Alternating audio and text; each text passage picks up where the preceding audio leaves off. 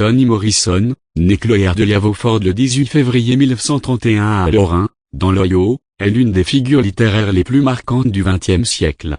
Romancière, éditrice, universitaire et militante, elle a offert au monde une œuvre puissante, tissée de récits poignants, de poésie et de mémoire. À travers ses écrits, elle a exploré les complexités de l'identité noire en Amérique, le poids de l'histoire de l'esclavage et les luttes des femmes afro-américaines. Son engagement littéraire et social lui a valu des distinctions majeures, dont le prix Pulitzer en 1988 pour Beloved et le prix Nobel de littérature en 1993, faisant d'elle la première femme noire à recevoir cette distinction. Dans cette vidéo, nous vous invitons à découvrir le parcours exceptionnel de Toni Morrison, une femme dont les mots ont résonné comme un écho puissant de l'histoire américaine. Une enfance marquée par l'histoire issue d'une famille ouvrière afro-américaine, Toni Morrison grandit dans une maison où les contes et les légendes afro-américaines étaient omniprésents. Son père, soudeur, et sa mère, femme de ménage, lui transmettent un amour profond pour la culture et les traditions de leur communauté. Très tôt, elle se passionne pour la littérature, s'inspirant d'auteurs tels que Jane Austen et Léon Tolstoï. Après avoir obtenu son diplôme de fin d'études secondaires avec brio, elle s'inscrit à l'université Howard, une institution prestigieuse pour les Afro-Américains, où elle poursuit des études en littérature anglaise. Elle complète ensuite sa formation à l'université Cornell, soutenant une thèse sur le thème du suicide chez William Faulkner et Virginia Woolf. Une carrière littéraire et éditoriale en 1964, Toni Morrison entre chez Random House, devenant ainsi la première femme noire à y occuper un poste d'éditrice. Elle y dirige le département de littérature afro-américaine, publiant des ouvrages d'auteurs tels qu'Angela Davis et Gail Jones.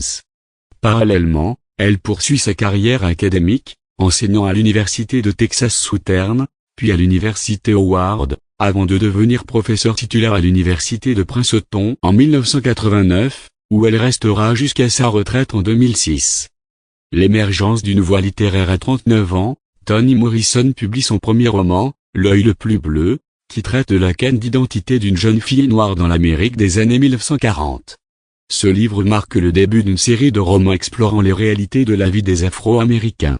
Celui-là et la chanson de Salomon poursuivent cette exploration, mêlant réalisme magique et folklore afro-américain. Cependant, c'est avec Beloved que Toni Morrison atteint une reconnaissance mondiale. Inspiré d'une histoire vraie, ce roman raconte l'histoire de Seth, une ancienne esclave hantée par le fantôme de sa fille. Beloved remporte le prix Pulitzer en 1988 et est adapté au cinéma en 1998. Distinction et reconnaissance en 1993. Toni Morrison devient la première femme noire à recevoir le prix Nobel de littérature. L'Académie suédoise la distingue pour ses romans caractérisés par une force visionnaire et une grande puissance poétique, qui ressuscite un aspect essentiel de la réalité américaine. Cette reconnaissance internationale consacre son œuvre et son engagement. Engagement et héritage au-delà de ses romans, Toni Morrison s'investit dans la littérature jeunesse, la poésie et la critique littéraire. Elle écrit également une pièce de théâtre, Dreaming Emmett, en référence à l'assassinat du jeune noir Emmett Till. Son engagement politique se manifeste par son soutien à Barack Obama lors de ses campagnes présidentielles. En 2012, elle reçoit la médaille présidentielle de la liberté des mains du président Obama. Toni Morrison décède le 5 août 2019 à l'âge de 88 ans.